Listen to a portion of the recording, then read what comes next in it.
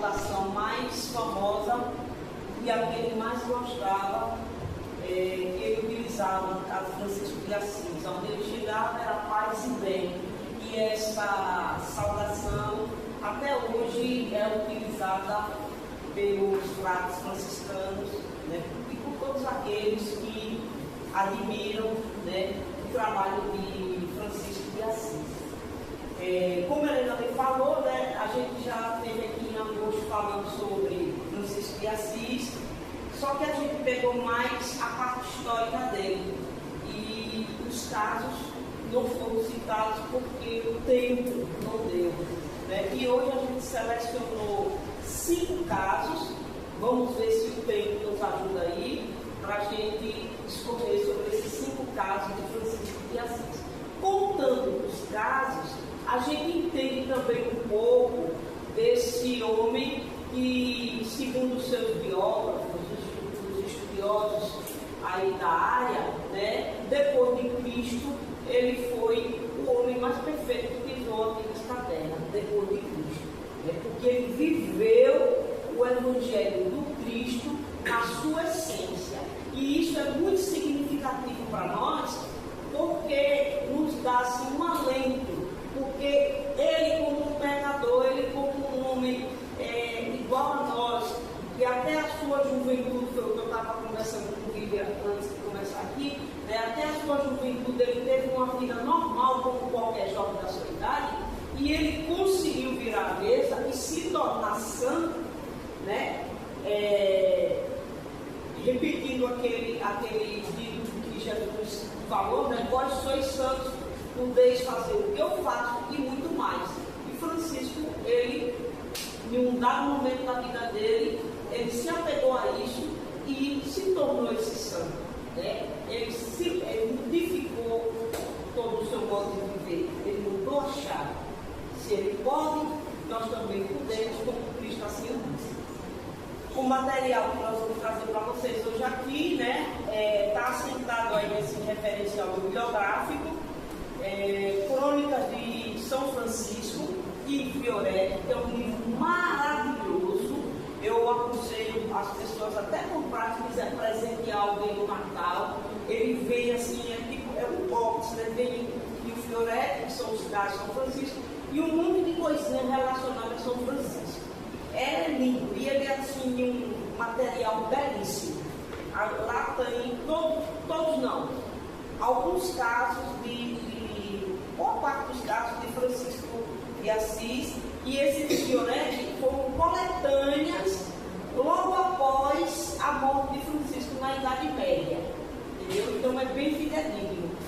Miramês, né, que é meu queridinho, Francisco de Assis, é esse livro aqui, eu adoro, vale muito a pena, tem na biblioteca aqui da IBEM, aqui, né, sem se devolver.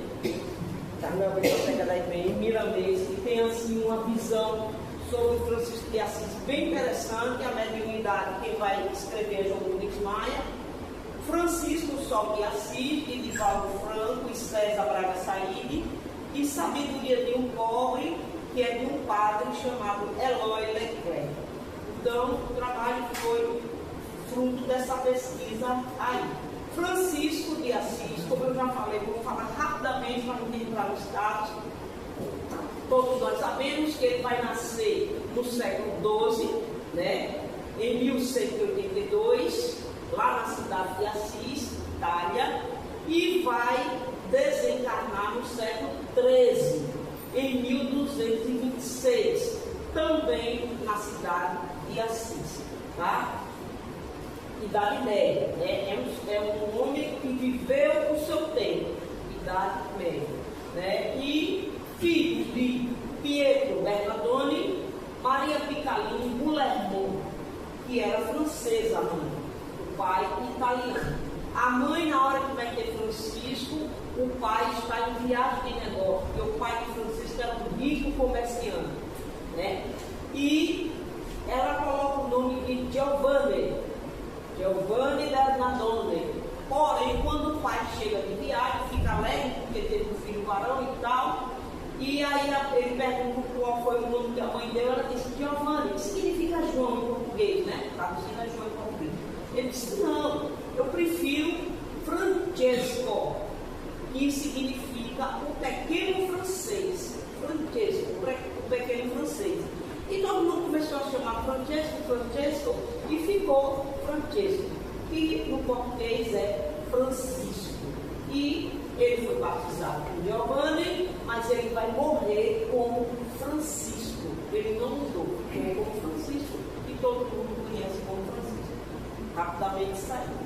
Como é uma palestra litero-musical, né, todos nós sabemos que a palestra musical trabalha com a linguagem musical e a linguagem literária, né? Então vamos permeando aí, a gente vai cantar aí essa música Louvado Seja Meu Senhor, que foi uma música baseada no Canto das Criaturas. O Canto das Criaturas foi uma louvação, uma poesia que Francisco compôs, que se tornou uma referência literária no início do Renascimento, né? Muito elogiada até por Dante Alighieri, um dos maiores escritores, poetas do mundo, principalmente do período renascentista. E vai a música Louvado Seja Meu Senhor. Quem sabe vai cantar, quem não sabe vai aprender, né? Não é difícil, está tudo muito tranquilo.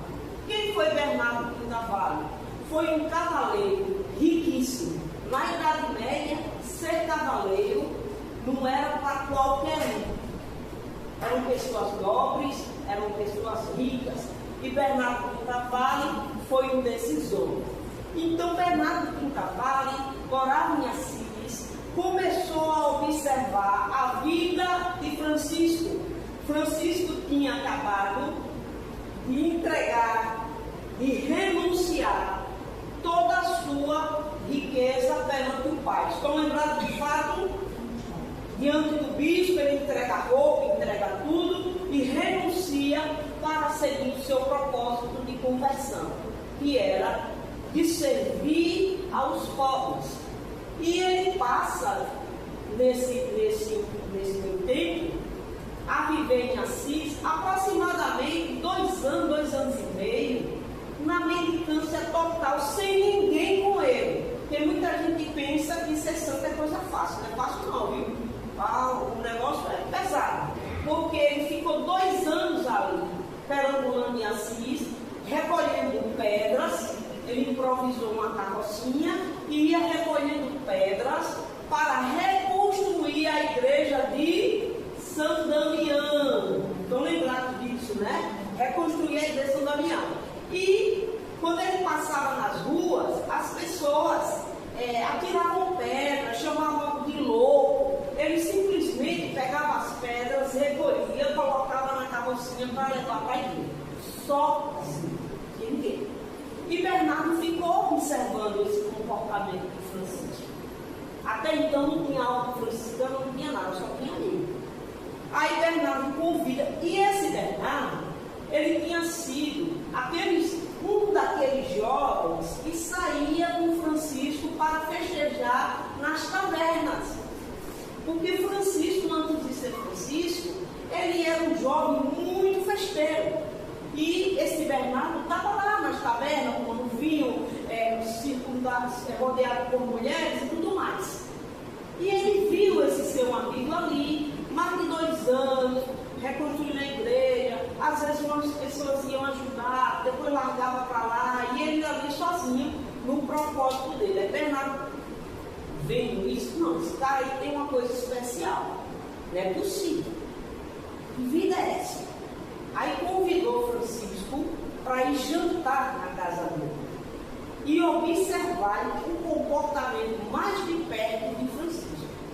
Aí jantou tudo, vamos dormir no mesmo quarto que Bernardo foi dormir, chamou Francisco. Aí Francisco, ele tinha o hábito de, antes de dormir, aliás, de passar, varar a noite em oração. E dentre muitas orações que Francisco fazia, uma das mais famosas é essa aí que parece um mantra. Ele dizia: meu Deus e meu tudo, meu Deus e meu tudo, meu Deus e meu tudo. E ali ele ia entrando em catarse, para se aproximar cada vez mais da espiritualidade. Bernardo, fingindo que estava dormindo, começou a roncar, né, para Francisco pensar que ele estava dormindo. E Francisco também foi para a cama, se cobriu todo, para fingir que estava dormindo. Um enganando o outro, né? Quando Francisco ouviu que Bernardo estava roncando, ele levantou-se diante lá do crucifixo, do oratório, como quer dizer, começou a fazer a sua prece. Meu Deus, meu tudo. E Bernardo lá, ó, só de butuco olhando. Lá, só de butuco olhando. Quando terminou, no final da noite, na madrugada, Bernardo levantou e disse: Francisco, eu quero seguir os seus passos. Eu quero ser seu seguidor. Aí Bernardo e Francisco disse: mas rapaz, você é rico, você é um cavaleiro, você é conceituado na cidade, como é que você quer seguir um homem que não tem nada, que leva pedrada da população? Não, eu quero ser como você. Você tem certeza que você quer isso? Eu quero, porque eu vi a sua santidade na oração. Você estava todo iluminado no momento da oração. Eu vi tudo, eu fingi que estava dormindo, mas eu não estava dormindo. Eu ia observava. Aí Francisco parou e disse: olha, vai ter uma missa agora pela manhã, na igreja da Matriz, e nós vamos à missa. Após a missa, nós vamos abrir o Evangelho, que na igreja católica chama missal, quem é católica tem sabe que é missal. Nós vamos abrir o Evangelho e vamos abrir 3 vezes. A depender do que sai no Evangelho, você toma a decisão. Vamos abrir 3 vezes aleatoriamente. Foi a missa, tal, e está lá Francisco com o evangelho na mão, o padre do lado e Bernardo abriu. Primeira parte que ele abriu o evangelho, veio aí: se queres ser perfeito, vai, vende tudo que tens e segue-me. Estão lembrados dessa passagem? Jovem rico, sinal número 1. Aí não é possível. Vamos de novo. Deixa tudo. Passagem 2. Não leveis nada pelo caminho, nem bolsa, nem dinheiro, nem 2 túnicas. Estão lembrados dessa passagem? Que Jesus manda os apóstolos seguir para levar a palavra e pediu que os apóstolos não levassem nada, fossem indo. Fecha o evangelho, não é possível. Já 2 confirmando. Vamos para a terceira. Se alguém quer vir após mim, renuncie a si mesmo e carregue a sua cruz.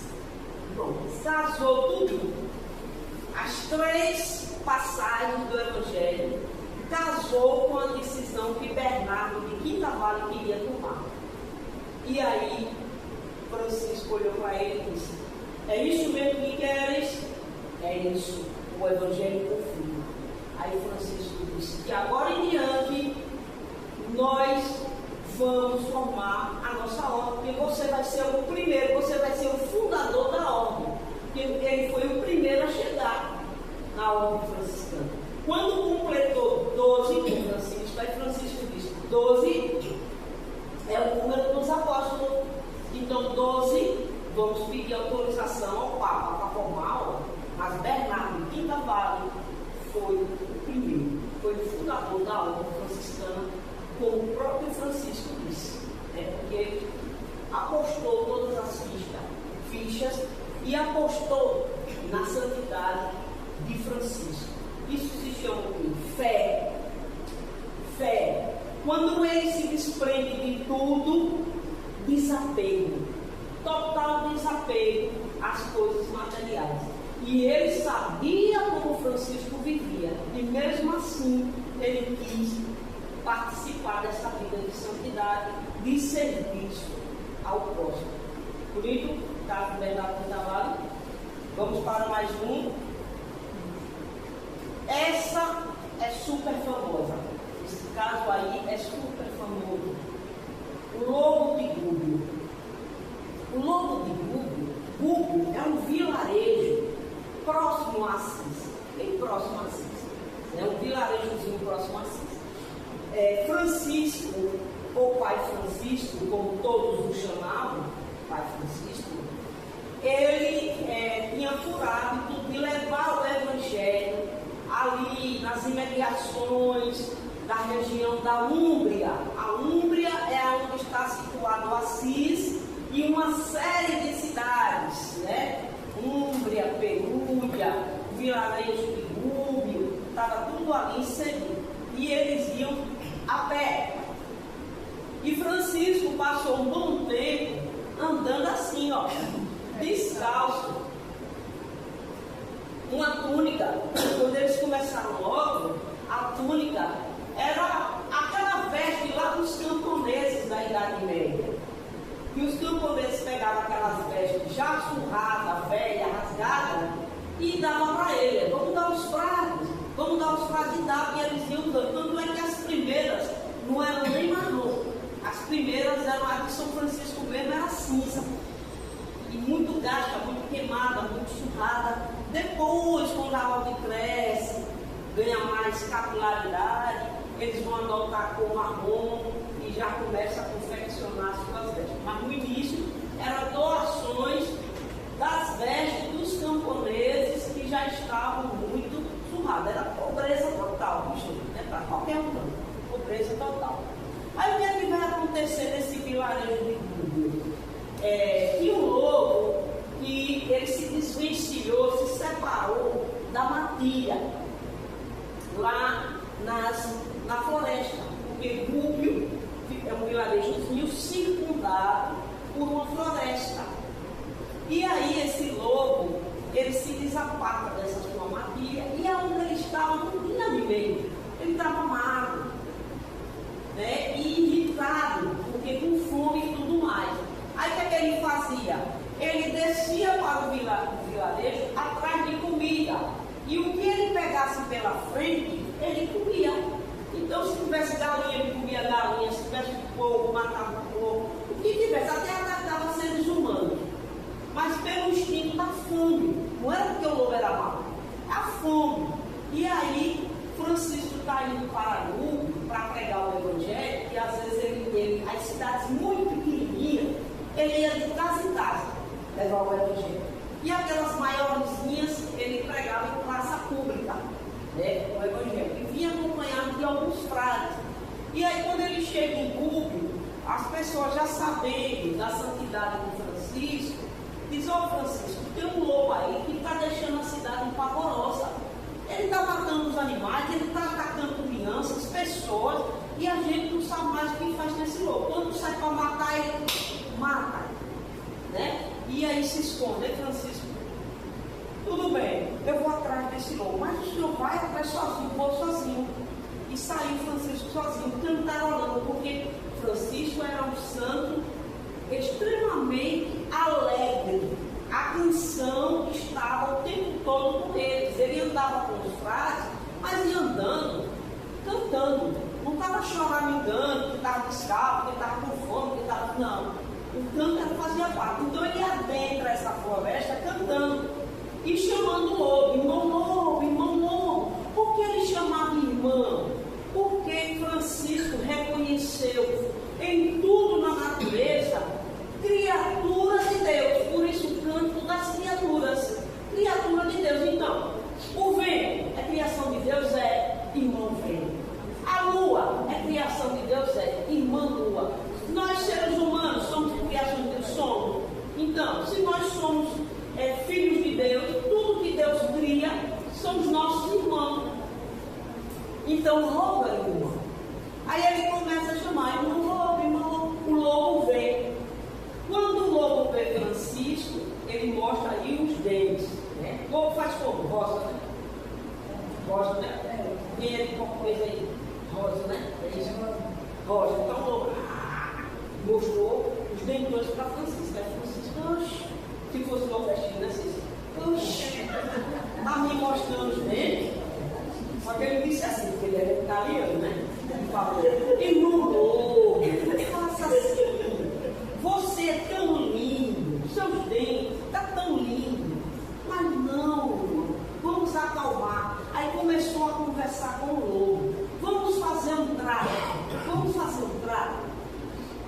A população de Gubbio vai lhe alimentar até a sua morte e você não vai mais atacar ninguém. Combinado?